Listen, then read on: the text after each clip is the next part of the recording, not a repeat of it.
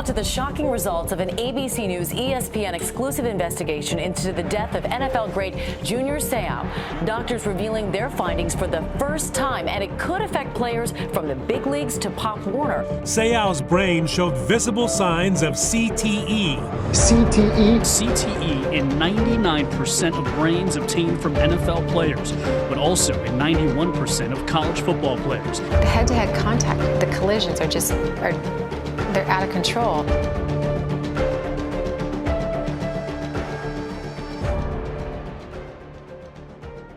Concussions during my football career. I remember vividly many times where I had my bell rung, where I got up and didn't know which way to turn, didn't know which huddle to go in.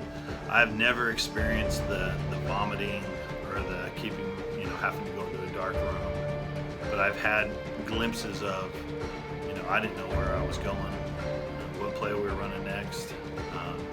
But it was, like I said, it was different back then. It was just you had your bell rung. So I've had, now that I know what a concussion is today, yes, I've had multiple concussions. To what level? Not as severe as some, but I've definitely had them. On October 30th, 2017, my life changed forever. I took a hit during football practice that I would soon be told is what caused my concussion. After being evaluated by my trainers and doctors, I was admitted into speech, visual, and physical therapy. Countless hours were spent trying to get me back to normal. Weeks went by, then months, and still, I wasn't making anywhere near the progress I had hoped for. I wasn't going to throw in the towel quite yet. With the support I had from my family, my friends, and the doctors, I knew I was not alone. It wasn't until the 8-month mark after my concussion that I started getting back to being myself again.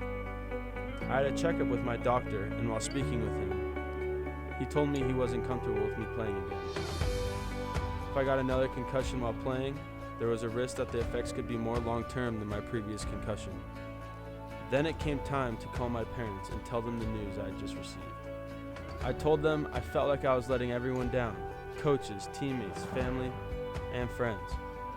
I had one of my best friends returning from his mission coming to play at the University of Utah, and the fact that I couldn't play with him didn't seem right. My parents quickly told me that I wasn't letting anyone down, and that football was not the only thing that defined who I am. After hearing this, it changed my perspective. When I finally took the medical disqualification, I realized everything I did growing up to prepare me to play at the school I've dreamt of playing at ever since I could remember was no longer a reality. I found a new passion of mine while recovering from my concussion, and it involved a camera. With this camera, I was able to find that I had an opportunity to do something new. For those of you who are watching this, I wanted to make this video not to have you feel sorry for me, but for any of you that are going through a rough time or an injury that has impacted you in a negative way, to not feel like you are alone. Stay positive. Reach out to someone. You were put on this earth for a reason. Don't give up. Keep grinding.